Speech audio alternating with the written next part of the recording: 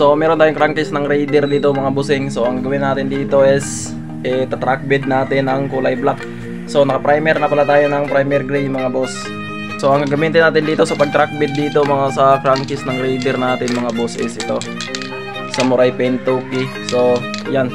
So balot na balot pa ito mga boss dahil kahapon pa ito dumating galing Shopee or Shopee natin na order. So panoorin nyo mga boss kung paano natin to i-activate para to sa mga hindi pa marunong dyan, sa mga babaguhan pa sa nagpipintura mga boss. So panoorin nyo to. So buksan natin to mga boss dahil i-activate na natin to bago natin gamitin.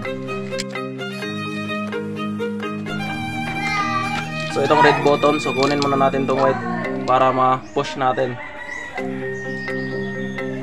And then i-push natin to mga boss. And then kapag nag-up and down na to, so pwede na natin tong i-shake.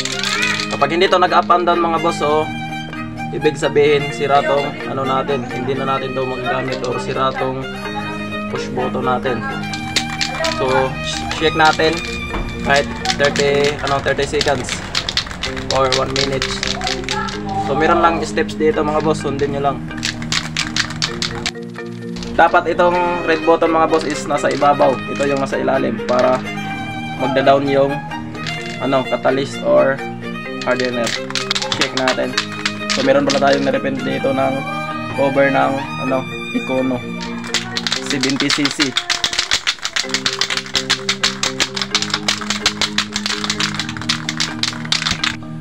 So ito na yung crankcase natin mga boss. So pahanginan muna natin para sure na wala talagang alikabok pagbuga natin ng pintura.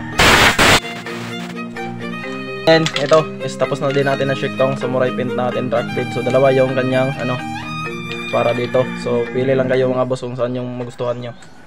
Isahan na natin. So sa pagbuga mga boss is isang dangaw.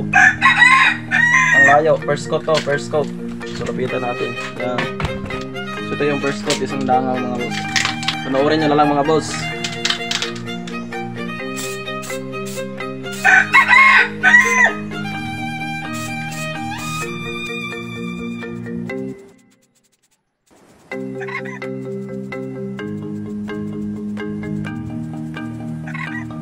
Tingnan nyo naman napakapogi.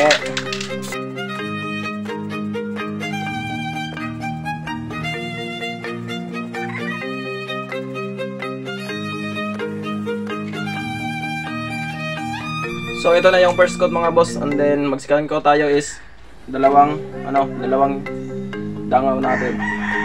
Ganyan kalayo para mas makita talaga natin yung pagka-track talaga niya, track paint. So ito na naman yung susunod natin mga boss. Unang buga.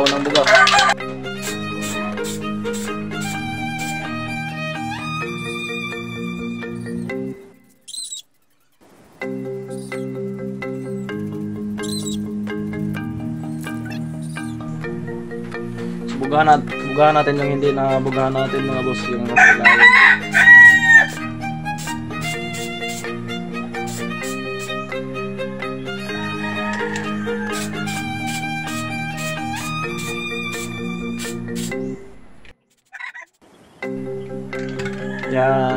Yan yung sistema niya mga boss. First coat lang yan napaka-pogi. So antayin na lang natin to na matuyo mga boss.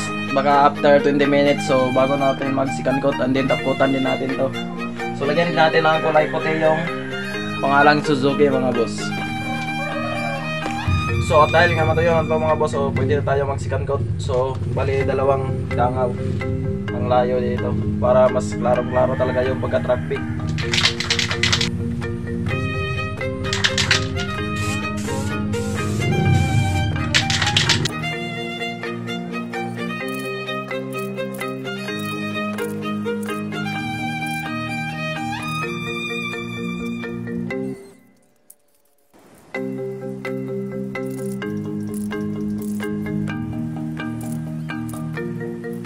So dito na naman tayo mga boss.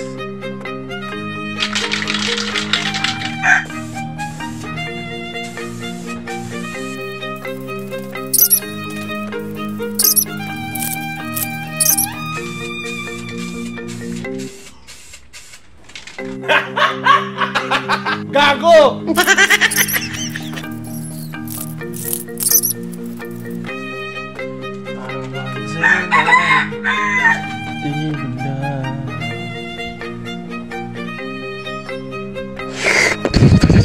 Yun o, tingnan natin sa malapitan mga boss. Yan.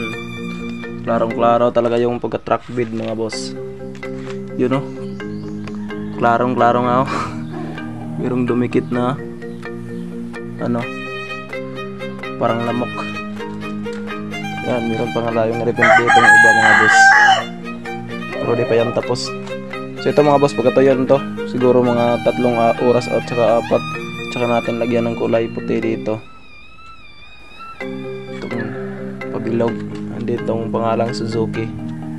At hindi na nga natin patagalin mga boss. So bali nagmimix na nga ako dito ng pintura na kulay white dahil ito yung igagamit natin dito sa lettering natin sa crankcase ng Raider 150. Kung mga duman nga yung kamay mo dito mga boss, mahirapan ka talaga, promise.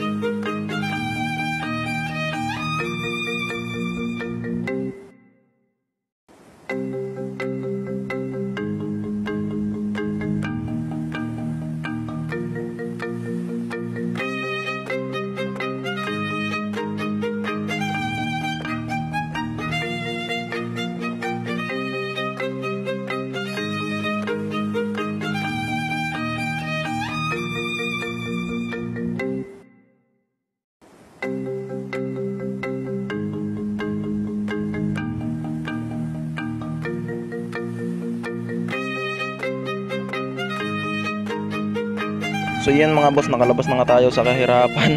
So ito na nga siya, tapos na nga natin na lettering. So pagkatapos dun mga boss is pagkatuyo is bubugahan na nga natin ng top coat. So ang gamit ng top coat mga boss is urethane paint. So ito na nga, nakamix na nga ako. So bubugahan na nga natin ng 2 coating.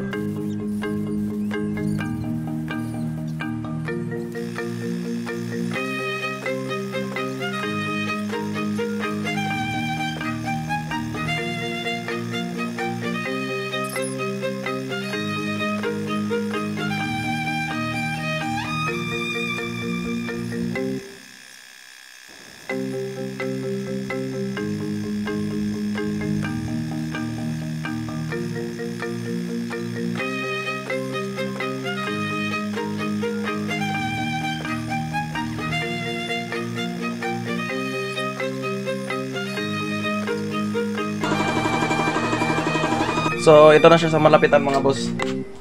Oh, tignan nyo, kumikinang-kinang na. Ayan. So bali 2 araw natin to ginawa mga boss. Dahil kahapon is hindi tayo nakatapkot dahil yun, lumubog na nga yung araw. So mas maganda kasi mga boss, magtapkot tayo is mabilad natin sa araw para lalabas talaga yung kintab niya. Ayan. Yun no. So after nito mga boss is bilad natin sa araw ng mga hindi naman natin ibilad sa araw, patuyuin lang natin ng 2 araw bago natin ikabit. Dahil kapag hindi matuyo ng maayos mga boss tapos ikabit natin is ito yung masisira kagad. Medyo mag-crack to, lalo na kapag mahigpit yung tornilyo dun sa crankcase natin. So yung sa akin yung dati mga boss is dito, nag-crack dito. Kaya patuyuin na lang natin to ng maayos mga boss bago natin ikabit. Hindi bumblebee, hindi bumblebee, ba ba ba ba ba. Gago! So ito na nga pala yung repaint natin mga boss.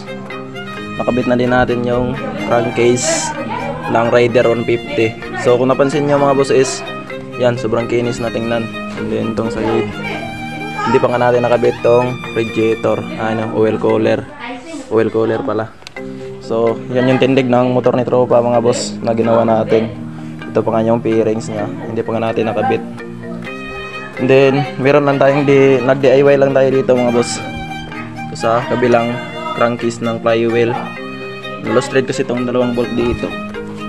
Ito oh. Itong 2. Itong stock bolt, naka-gold bolt nitong iba. So ang gamit natin mga boss is ito. Pinalagyan ko na lang yung butas dito mga boss na yung kasyang-kasya itong parang spring. Ito. And then pagkatapos ipasok tong stock bolt para higpit siya doon sa crankshell natin. So ayos na mga boss, higpit na din to. Yan. So ibalik na lang natin yung cover dito mga boss. So ito na nga pala yung tindig ng motor ni Tropa mga boss. So hindi ko na lang binidyoan sa pag-install ng side cover natin or link shield. So ito na nga yung may-ari mga boss. Pumunta na dito. Ang kaso lang is yung susi niya dito is naiwan. So buti na lang yung susian niya is hindi na nga virgin. So napasok na nga yung susi ng motor ko. So yun, okay na nga. At sa wakas is umandar na nga yung motor ni Tropa kahit susi ng motor ko is yung ginagamit dun sa susian niya. Anang uwi nga gatolo mo, nagkatong pagyabon ako kaniya.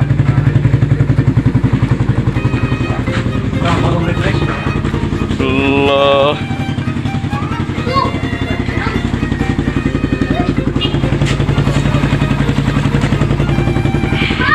And then sa wakas mga boss is tapos na din. So shoutout nga pala sa may-ari dito mga boss. Yun no, yung nakakulay red. And then shoutout din sa isang tropa natin na naka-jersey. So thank you sa inyo mga boss sa pagsalig sa aking mga DIY na paint dyan. So sa balak magpa-repaint mga boss, so PM lang nyo ako sa page natin. And then wag nyo rin kalimutan mga boss pag-like and share na din sa ating video para na din makita sa isang tropa natin. So bago matapos sa ating video mga boss, bigyan muna natin to na isang kapirasong montage.